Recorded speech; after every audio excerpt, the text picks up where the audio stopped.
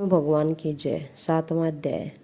नारद जी कहने लगे, हे राजन, मिथिलापुरी का राजा श्रुति कीर्ति यह अद्भुत चरित्र देख श्रुति देव ऋषि के आगे हाथ जोड़कर खड़ा हो गया और कहने लगा, हे महात्मन, इस धर्म को विस्तार से सुनने की मेरी इच्छा है, जिससे इक्ष्वाकुवंश का राजा मोक्ष को प्राप्त हुआ है। श्रुति देव कहने लगे, हे राजन, तुम धन्य हो जो युवावस्था में ही तुमको भगवान के प्रिय धर्म के लिए इतना प्रेम है। बहुत धर्मों के संचित शुभ कर्मों के बिना प्राणी की बुद्धि भगवान की कथा आदि में नहीं लगती। इस युवावस्था में इतना बड़ा राज्य पाकर तुम्हारी ऐसी मति को देखकर मैं तुमको श्रेष्ठ वैष्णव मानता हूँ। इसलिए श्रेष्ठ वैष्णव धर्म तुमसे कहता हूँ, जिसके सुनने मात्र से प्राणी जन्म मरण के बंधन से छूट जाता है।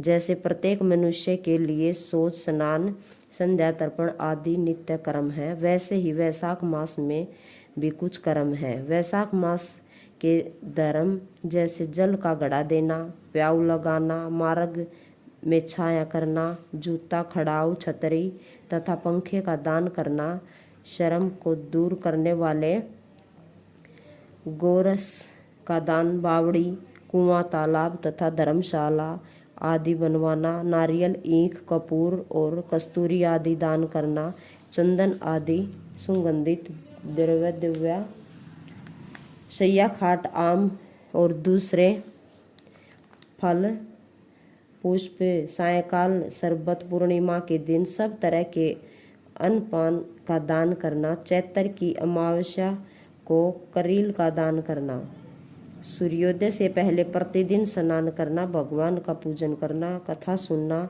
कोमल पुष्पों से भगवान का पूजन करना, पंखे से हवा करना, भगवान का भोग लगाना, गौओं को घास डालना, ब्राह्मणों के चरण धोना, गुड़ आंवला का दान करना, यात्रियों की सेवा, शाक दान, यह सब धर्म वैशाख मास में अति उत्तम बतलाए हैं। जो स्त्री वैशाख मास में भगवान का पूजन फूलों से नहीं करती, उनको पुत्र का सुख नहीं होता, उसका पति और आयु भी नष्ट हो जाते हैं। इस मास में भगवान विष्णु लक्ष्मी और अपने पार्षदों के साथ इस पृथ्वी पर लोगों के घर घर जाकर उनकी परीक्षा करते हैं।